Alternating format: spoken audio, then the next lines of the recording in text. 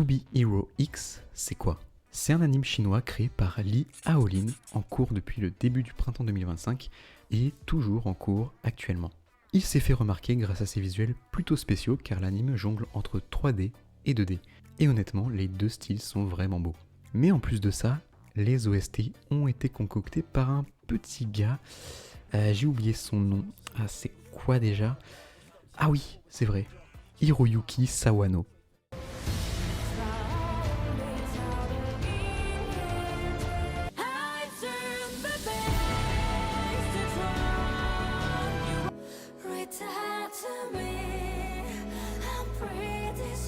Enfin bref, l'œuvre a toutes les conditions pour être incroyable.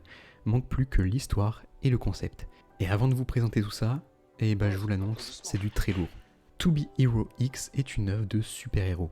Et pour que les héros naissent, ils doivent obtenir la confiance des gens.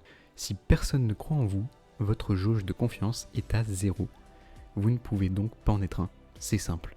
Par contre, là où c'est très intéressant, c'est que la population influe sur les capacités du héros. Laissez-moi vous expliquer. Si la population part du principe qu'un héros, qu'on va nommer héros A, et qu'il pense qu'il peut voler, alors il peut voler. Et ça marche avec absolument tout. S'ils veulent que le héros manipule l'électricité, soit super puissant, soit infaillible, ou n'importe quoi, la personne en sera capable. Mais parfois, les souhaits et envies du public ne sont pas forcément une bonne chose, et vous en serez témoin en regardant. Mais bref, comme vous avez compris, le système de pouvoir se base sur les fans et la confiance. Donc, par exemple, si un ennemi veut avoir une chance d'affaiblir un héros, il doit faire en sorte de lui créer des dramas ou des choses dans le genre.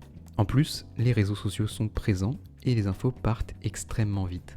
Donc là, c'est uniquement le système, le concept que je viens d'expliquer. Et il m'était nécessaire de l'expliquer pour passer enfin à l'histoire de l'anime et comment il va se dérouler par la suite. On commence donc l'histoire avec un jeune homme nommé Lin Ling.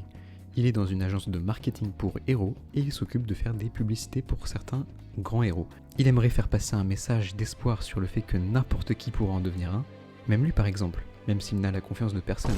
Sauf que là, la pub où il fait passer ce message n'a pas plu à son patron et il se fait virer.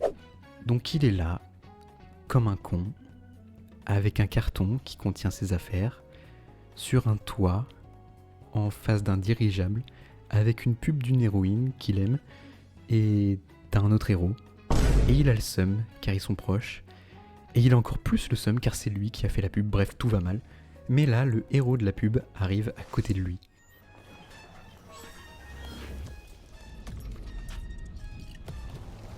Sans un mot, il fait un signe.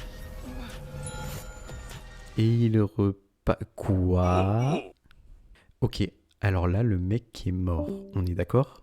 Enfin bref, les agents de Nice, le héros qui vient de passer, vont donc prendre Lin Ling avec eux et le déguiseront en Nice, étant donné qu'ils se ressemblent un peu. Par la suite, il devra donc continuer l'acting de Nice en essayant de ne faire aucune bourde. Il va donc devoir apprendre à se battre également, mais surtout, si vous vous posez la question, oui, il a récupéré les pouvoirs de Nice. Et pourquoi? Car Nice est une image.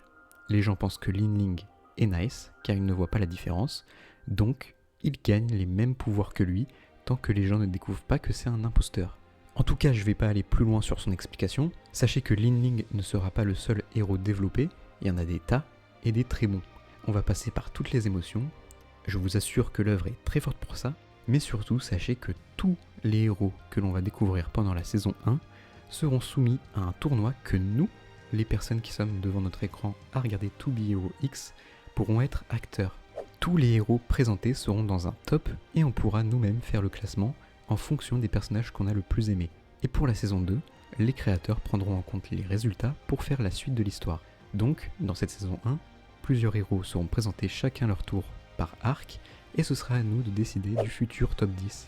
Vous voyez pourquoi c'est l'idée du siècle? Les gens ont une vraie influence sur l'histoire. Et cette idée est incroyable. Voilà tout ce que vous aviez besoin de savoir avant de vous lancer dans To Be Hero X. J'espère que ça vous aura plu. Dites-moi en commentaire ce que vous avez pensé de la vidéo. N'hésitez pas à aller check les autres que j'ai fait, par exemple Orb ou MHA Vigilante. Si vous voulez me soutenir, vous pouvez liker et vous abonner, ça m'aiderait énormément. En tout cas, merci d'avoir regardé jusqu'à la fin. C'était Isolu, à plus.